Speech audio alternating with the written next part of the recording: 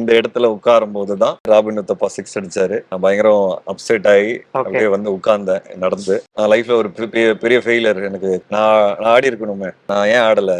Robin Uthappa என்னோட junior. So அது ரொம்ப சோகமான இமோஷன்ல வந்து உட்கார்ந்தேன். கொஞ்ச நேரம் கழிச்சு பின்னாடி திரும்பி பார்த்தேன், ரஜினி சார் சினிமா.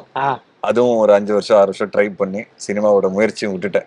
இதுவும் எனக்கு கிடைக்கல, ஒரு பெரிய ஃபெயிலியர். ஒரு 5 வருஷம் 6 வருஷம் ட்ரை பண்ணி சினிமாவும் எனக்கு கிடைக்கல. நான் ஒரு மிகப்பெரிய ஃபெயிலியர் அப்படின்னு சொல்லி ஏஞ்சி கடன்னு அழுதுட்டு வீட்டுக்கு போயிட்டேன். அப்பா கட்டி பிடிச்சி பயங்கரமா அழுதேன். எங்க அப்பா சொன்ன வார்த்தைகள் அதுதான் இன்னைக்கு வரைக்கும் நான் ஃபாலோ பண்றேன். உனக்கு வாழ்க்கை என்ன கொடுக்குதோ அதுல நீ பெஸ்டா பண்ணு, உன்னோட மொத்த எஃபர்ட் போடு, சின்சியாரிட்டியோட போடு, டெடிகேஷனோட போடு, இது எதுவா இருந்தாலும் சரி அப்படின்னு எனக்கு பயங்கரமா பேசினாரு. அண்ட் இன்னைக்கு அதே இடத்துல நீங்க என்ன உட்கார வச்சிருக்கீங்க. 15 வருஷம் முடிஞ்சிருக்கு. லால் சலாம் படத்துல, தலைவரோட கிரிக்கெட் படத்துல. இதோட ஒரு இமோஷனலான ஒரு மொமெண்ட் எனக்கு வந்து லைஃப்ல எதுவுமே கிடையாது.